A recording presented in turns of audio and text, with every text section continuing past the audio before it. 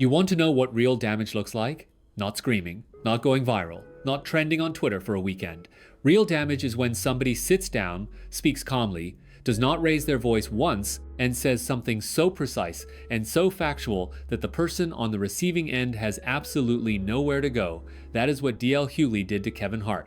And the craziest part, Kevin Hart had been doing interview after interview after interview, trying to explain himself, trying to clean it up, trying to move the conversation forward. And every single time he opened his mouth, he handed someone else a shovel.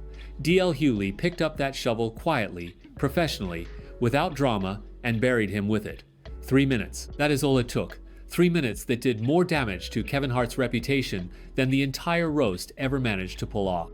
So, DL Hughley decided to open up his mouth about Kevin Hart, y'all. And when I tell y'all, I was shocked. Not because DL Hughley said something. I mean, DL Hughley, he always got something to say. But because DL Hughley, of all people, just handed us the blueprint on how to drag Kevin Hart without even raising his voice. And I'm sitting here like, baby, why didn't we think of this? The Kevin Hart roast aired on Netflix. The whole thing went sideways almost immediately because of one joke, a George Floyd joke told by Tony Hinchcliffe. The joke did not land well. That is putting it extremely lightly. The reaction from black audiences, from activists, from commentators across the board was immediate, and it was loud. And Kevin Hart's response to all of this was to do what Kevin Hart does when he is in a corner. He went on tour, not a comedy tour, a press tour. He started doing interview after interview, podcast after podcast. He showed up on talk shows, he posted on Instagram, and every single time, his message was basically the same thing. I was sitting in that chair, it was a live broadcast. What was I Honey, Kevin Hart is still out here doing press, still explaining, still acting like he was just some innocent bystander at his own roast. And DL Hughley, DL looked at all that and said, I got time today, bruh. So, honey, we're going to play DL Hughley clip. Then I'm going to tell you why DL Hughley just did more damage to Kevin Hart's reputation in 3 minutes than that whole roast ever could. Before we get into what DL actually said, it is worth taking a second to talk about who DL Hughley is in this context, because the messenger matters as much as the message sometimes. DL Hughley is not a Twitter activist. He is not a podcast host who built his whole career on dunking on celebrities. He is not someone who has been waiting in the shadows to come after Kevin Hart for some personal reason. He is a comedian. He is a veteran of the industry. He is one of the original kings of comedy. He has been in this business for decades. He has been through his own public controversies, and he has had to navigate the kind of scrutiny that comes with being a prominent black voice in entertainment. When someone like that decides to speak on something, it lands differently than when a nameless critic does. Because the audience understands that DL has context. DL knows this industry from the inside. DL knows what it looks like when a black entertainer makes calculated choices about which battles to fight and which ones to let slide. And he also said something important at the beginning of his remarks that the host of this video highlighted. He made the point that he does not think comedians should apologize for jokes. He is not a... Roll it! Kevin Hart appears on another show, still explaining what went on with the roast. And I guess at one point, he apparently says that some fans are blaming him for the Tony Hinchcliffe joke.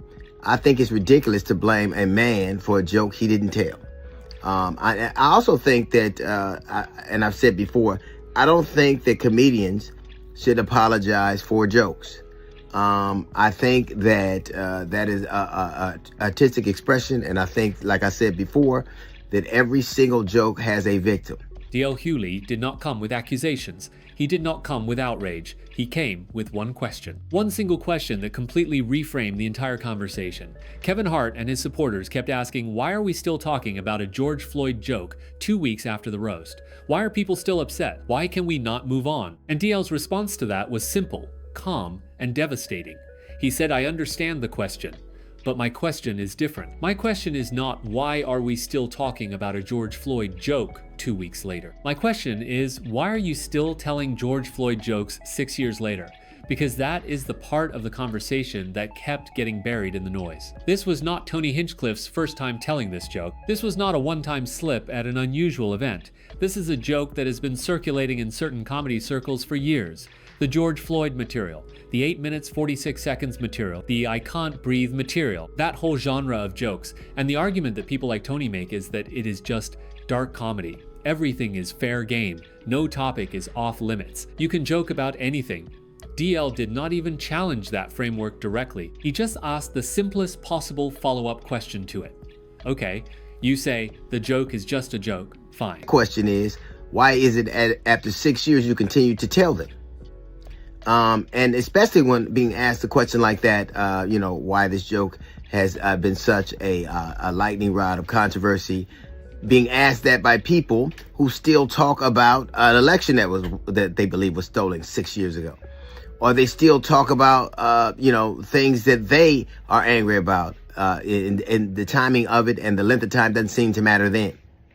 I think, again, that a comedian should never answer or have to answer for a joke, and particularly a joke he didn't tell. But it's disingenuous to believe that joke wasn't designed to do exactly what it's doing now, and to have this level of controversy. I think that if you could ask the question, why after all this time we're still talking about that joke, about a joke about George Floyd, it is a fair question to ask, why after all this time are you still telling it? Because I think the reason it is told and the reason that people are continue to be angry about it are one and the same. Now we get to the thing that actually made this DL Hughley moment so significant. The thing that the host of this video rewound 3 times because she could not believe what she was hearing. The number that completely dismantles Kevin Hart's entire defense. 18. After the live feed of the Kevin Hart roast aired, 18 jokes were removed from the version that went up on Netflix. 18. They went through the recorded broadcast, identified 18 jokes that did not make the final cut, and took them out before the general public could see them, including one joke about Melania Trump. Let that sink in for a second. Kevin Hart's entire defense rests on the idea that he was powerless, that he was just sitting in a chair, that it was a live broadcast, and there was nothing he or his production team could do in real time to stop what was happening on that stage. But if that were true, if the production really had zero ability to intervene and remove content, then how did 18 jokes disappear from the final cut? How did a Melania Trump joke get pulled before the Netflix version went live? Who made that decision? Who had the authority to do that? Who had the technical ability to do that? Kevin Hart, his team, his production company, the same people who organized the entire event, who chose the comedians, who approved the format, who signed the checks. They could not find one button for the George Floyd joke, but they found after the live feed, 18 of them were removed, including one that was told about Melania Trump. So if it is that you removed 18, because you very much could have jumped up and stopped somebody from telling a joke, but you and that production were able to take 18 jokes away out of the program so that people not seeing the live feed wouldn't see it. So if you could do that for them, why didn't this happen? And I suspect it is the same reason. People wanted ratings, people wanted controversy, and now you have it. But if you're asking why we are talking about it after 2 weeks, we're talking about a George Floyd joke, I just don't understand after 6 years and many roasts why you're still telling. The host of this video said something that is worth pausing on. She said she had to rewind the DL Hughley clip 3 times. 3 times. Not because she was confused, because she wanted to make sure she was hearing it correctly, because it was that clean. And her breakdown of what DL was actually saying underneath the surface is where this whole thing gets really sharp. Kevin Hart spent 2 weeks presenting himself as a man who was powerless, a man who was caught in an impossible situation. A man who built a $200 million entertainment empire off the image of the little guy who always wins and now wants you to believe he could not stop one joke. The man who controls his own production company. The man who decides who gets invited to be at his roast. The man who signs off on the format. The man whose name is literally in the title of the event, the Kevin Hart roast, is asking us to believe he had no power. DL's point, and the host's reading of it, is that this is not a story about powerlessness. This is a story about choice, a deliberate, calculated choice about which trauma to protect and which trauma to let slide. And the pattern of that choice, 18 jokes removed, Melania protected, George Floyd left in, tells you everything about the calculation that was being made. Woo, honey, DL said it. DL said it so calm, so measured, so professional, that you almost miss how bad he violated Kevin Hart. Honey, let me break it down for the people in the back who ain't been paying attention. Kevin Hart is out here on every podcast, every talk show, what is this? The fourth interview, the fifth interview he's doing. He's on Instagram still making posts, okay? Still acting like he was just some man sitting in a chair who couldn't control what happened to him. What was I supposed to do, y'all? It was a live broadcast. Stop somebody from telling a joke? Honey, DL Hughley at that excuse and said, he looked at that excuse and said, 18 jokes got removed after the live feed. 18, including one about Trump wife, Melania. Yeah, that got removed. So you mean to tell me that your production team could jump up and snatch 18 jokes out the podcast or the broadcast for the tape version, but couldn't find one button? DL Hughley said something else in his remarks that has been getting quoted a lot since this came out. He said, "One man's joke is another man's trauma." It is a simple sentence, probably sounds like a bumper sticker if you read it without context. But in the context of this whole conversation, it is doing a lot of heavy lifting, because the argument that the comedy world has been making for years, and the argument that Tony Hinchcliffe and his defenders have been making, specifically in the week since the roast, is that everything is a joke. Dark comedy has a long history. Taboo subjects are where the most interesting comedy lives. If you make certain topics off limits, you are limiting artistic expression. DL is not arguing against dark comedy. He makes that clear. He is not saying certain subjects should never be touched. He is making a more specific and more uncomfortable point. He is saying that the reason certain jokes keep getting told, the reason George Floyd material keeps showing up in certain rooms, and the reason certain audiences keep getting angry about it are not two separate things. They are the same thing. The joke exists because someone thought it was funny to reference this particular death in this particular way. And the anger exists because for millions of people, that death was not a punchline. It was a turning point. It was a wound. Those two things, the laugh and the pain, are both real. And someone in a position of power at a high-profile Netflix event had to decide which one mattered more that night. The host put it plainly. Kevin Hart decided his ratings were worth more than the trauma. He decided Melania Trump's dignity was...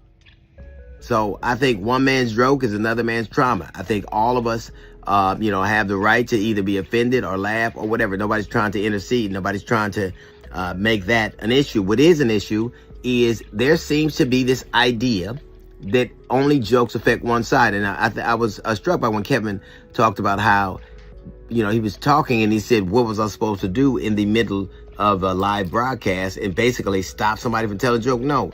But the fact remains that 18 jokes were removed. The host said something that has been sitting in the comments section of this video ever since it dropped. She said this is not a mistake. This is a calculation. And that reframing is important because the defense that Kevin Hart and his supporters keep reaching for is the idea of an accident, an oversight. A live broadcast where things happened fast and decisions were made in the moment and not everything worked out perfectly. That is the language of a mistake. But when you look at the full picture, the pre-planned roast, the production team, the 18 post-broadcast edits, the selective removal of certain jokes and not others, the word that fits is not mistake. The word is decision. Someone decided that the Melania Trump joke needed to go. Someone decided the George Floyd joke was fine to leave. Those are not accidental omissions. Those are choices made by people with authority over the final product. And the production team that had the ability and the willingness to make 18 cuts for the Netflix version is the same production team that belongs to Kevin Hart. So when Kevin Hart goes on TV and says, "What was I supposed to do?" the answer is not nothing. The answer is at least one of the same 18 things you did for everything else. The host said it is the kind of thing where you look at the pattern and you realize there is a man sitting in a boardroom making decisions about which pain gets protected and which pain gets used for entertainment. And then that same man goes on every podcast available to play the victim.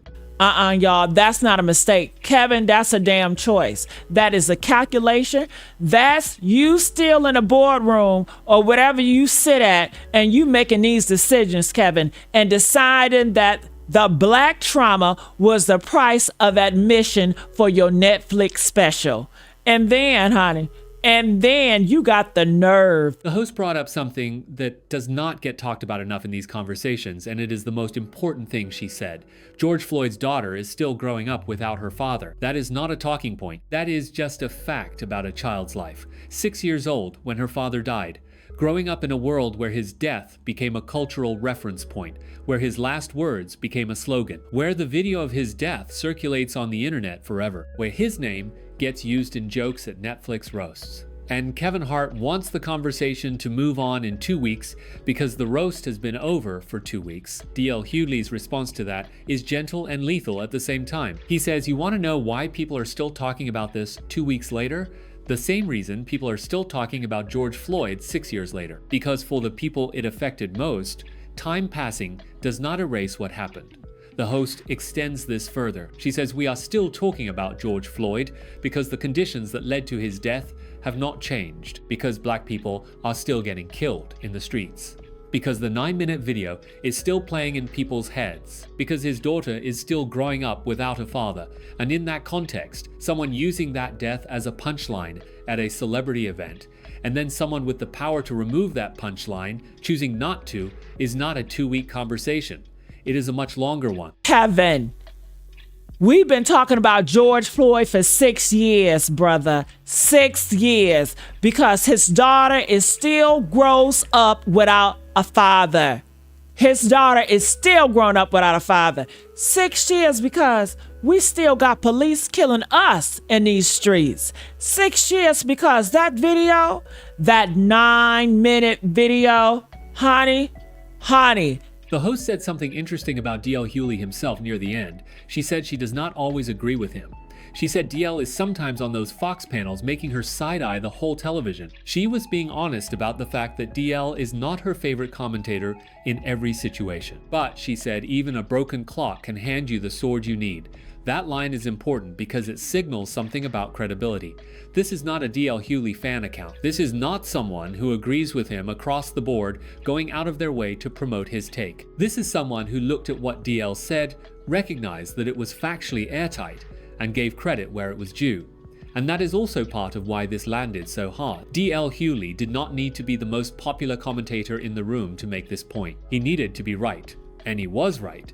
The 18 jokes number is not an opinion. It is a documented fact about the post-production process for the roast. The Melania Trump joke is not speculation, it was removed. The George Floyd joke made the final cut. Those are facts that Kevin Hart's team has not disputed. You cannot argue with receipts. And the receipt DL presented is the kind that does not expire and cannot be explained away. The host ended with one of the best lines of the whole video. She said Kevin Hart might want to stop doing interviews because every time he opens his mouth, somebody else gets handed another brick. DL, who I don't always agree with, DL be on them Fox panels sometimes making me side-eye my whole television sometimes. DL just showed us that even a broken clock can hand you the sword you need. 18 jokes removed, but not that one. Not that one. Not the one about us. That one gotta stay. Yeah, that one made the cut. That one got your laugh. And that's all we need to know about where you stand, Kevin Hart. Honey, this is the Honey Static Media. I'm Gigi and Kevin Hart. You might want to stop doing these interviews. Kevin Hart spent 2 weeks doing press to explain himself. He went on podcast after podcast, show after show. He talked about powerlessness. He talked about not being responsible for a joke he did not tell. He talked about wanting to move forward. And in 3 minutes, without raising his voice, without going viral, without a single dramatic moment DL, Hughley picked up every brick Kevin Hart had been handing out and stacked them into a wall. 18 jokes removed. Not the George Floyd one. That one stays. You protected Melania. You could not find a way to protect a murdered black man's memory. You built a $200 million empire. You run your own production company. You signed the checks and you made the calls. And now you want to sit in that chair and tell us you had no power. One man's joke is another man's trauma, and Kevin Hart had the power to decide which one mattered more that night. He made his choice. 18 edits later, and the George Floyd joke still made the final cut. That is not a mistake, that is a calculation. And the people it affected most are not going to forget the math. Drop a comment and let us know, do you think Kevin Hart made a deliberate call here, or did his production team make this decision without him? And subscribe if you want more breakdowns like this one.